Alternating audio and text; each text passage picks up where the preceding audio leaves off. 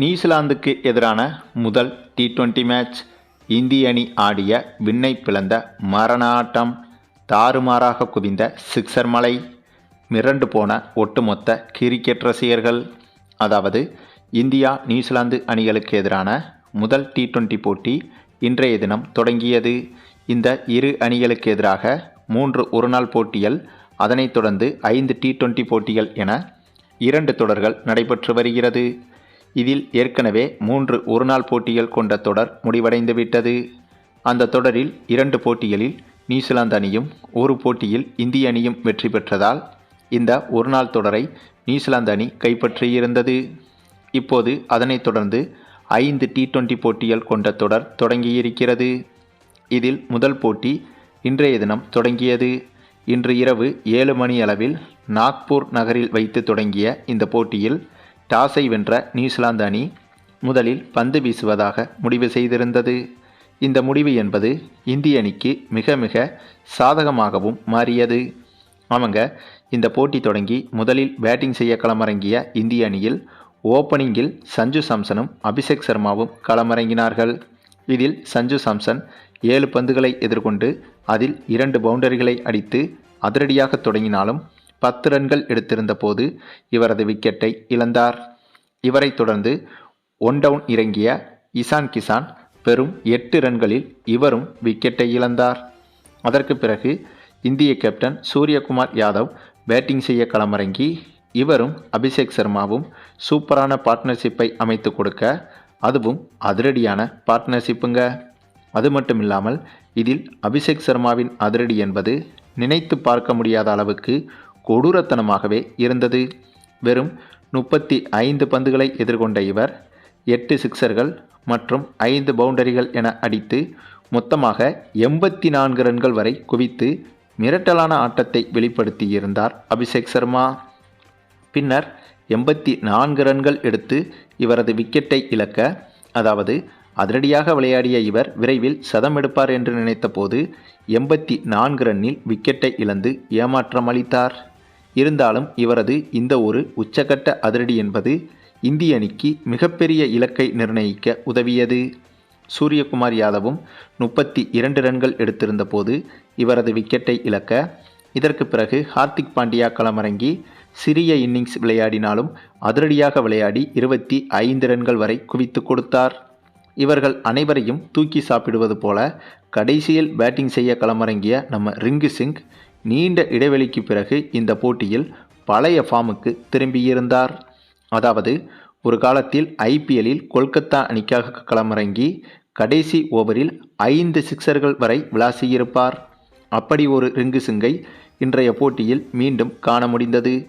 ஏனென்றால் இந்த போட்டியில் ரிங்கு சிங் கடைசியாக களமிறங்கி வெறும் 20 பந்துகளை எதிர்கொண்டு 4 பவுண்டரி மற்றும் 3 சிக்சர்கள் அடித்து 44 ரன்கள் வரை குவித்து கொடுத்தார் ரிங்கு சிங். அதிலும் ரிங்கு சிங் இன்னும் தொடர்ந்து பேட்டிங் செய்வதற்குள் ஓவர்கள் முடிந்துவிட்டது. இன்னும் ஒரு சில ஓவர்கள் கூடுதலாக இவர் பேட்டிங் செய்ய நேர்ந்திருந்தால் கண்டிப்பாக இவரின் அதிரடி என்பது இன்னுமே மிரட்டலாக இருந்திருக்கும். ஆனாலும் கூட அபிஷேக் சர்மா, ஹார்திக் பாண்டியா, ரிங்கு சிங் இவர்களின் அதிரடியால் 20 ஓவர்கள் முடிவில் இந்திய அணி 238 ரன்கள் வரை குவித்துவிட்டது. டி20 போட்டிகளில் வழக்கமாக ஒரு அணி 200 ரன்களை தொட்டுவிட்டாலே அது மிகப்பெரிய இலக்காகும். ஆனால் இந்த போட்டியில் 200 ரன்களை கடந்து 238 ரன்கள் வரை எடுத்துவிட்டது இந்திய அணி. அதுவும் நாம் ஏற்கனவே சொன்னது போல இதற்கு முன்பு நடைபெற்ற ஒருநாள் போட்டிகள் கொண்ட தொடரை இந்திய அணி இழந்திருந்த நிலையில் அதற்கு பழிதீர்க்கும் வகையில்தான் இந்த போட்டியில் கொடூரமான உச்சகட்ட அதிரடியில் பேட்டிங் செய்திருந்தது இந்திய அணி. இந்த அளவுக்கான ஒரு அதிரடியை கண்டிப்பாக நியூசிலாந்து பவுலர்கள் எதிர்பார்த்திருக்க மாட்டார்கள். அந்தளவுக்கு ஒரு நாள் தொடரை இழந்த வெறியை இந்த முதல் டி20 போட்டியில் நியூசிலாந்து அணி மீது மொத்தமாக காட்டிவிட்டனர் இந்திய பேட்ஸ்மேன்கள். பின்னர் இந்த இமாலய இலக்கை நோக்கி களமிறங்கிய நியூசிலாந்து அணியை பொறுத்தவரையிலும் இவர்களும் ஓரளவுக்கு சிறப்பாகவே விளையாடினார்கள். இவ்வளவு பெரிய இலக்கை நோக்கி விளையாடும்போது கண்டிப்பாக அதிரடியாக விளையாட நினைத்து சொற்ப ரன்களில் ஆல் அவுட் ஆவதுதான் இதுபோன்ற போட்டிகளில் எதிரணிகள் வழக்கமாக செய்து வரும்.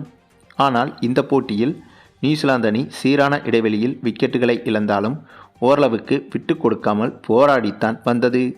ஆனாலும் கூட இந்த போட்டியில் எவ்வளவு போராடினாலும் நியூசிலாந்து அணி வெற்றி பெற முடியாது என்பது போட்டியின் முதல் பாதியிலேயே தெரிந்துவிட்டது. அந்தளவுக்கு இலக்கு என்பது மிகப்பெரிய அளவில் பூதாகரமாக இருந்தது. அது மட்டுமில்லாமல் பத்தாக்குறைக்கு இந்திய அணியில் இந்த போட்டியில் ஜாஸ்பிரீத் பும்ராவும் இருக்கிறார். அப்படி இருக்கும்போது நியூசிலாந்து அணியால் இந்த போட்டியில் வெற்றி பெறுவது என்பது கிட்டத்தட்ட சாத்தியமே கிடையாதுங்க. அதற்கு மிக முக்கிய காரணம் இந்த போட்டியில் ஜாஸ்பிரீத் பும்ராவின் 4 ஓவர்கள் என்பது நியூசிலாந்து அணிக்கு மிகப்பெரிய சவாலாக இருக்கும் என்றுதான் எதிர்பார்க்கப்பட்டது. அப்படி இருக்கும்போது கண்ணா 2 லட்டு திங்க ஆசையா என்பதைப் போல ஜாஸ்பிரீத் பும்ரா பந்து வீச்சுக்கு இருந்தாலும் பத்தாக்குறைக்கு இந்திய அணி 238 ரன்கள் என்ற இமாலய இலக்கையும் நிர்ணயித்திருப்பது என்பது நியூசிலாந்து அணியின் துரதிருஷ்டம் என்றுதான் சொல்ல வேண்டும்.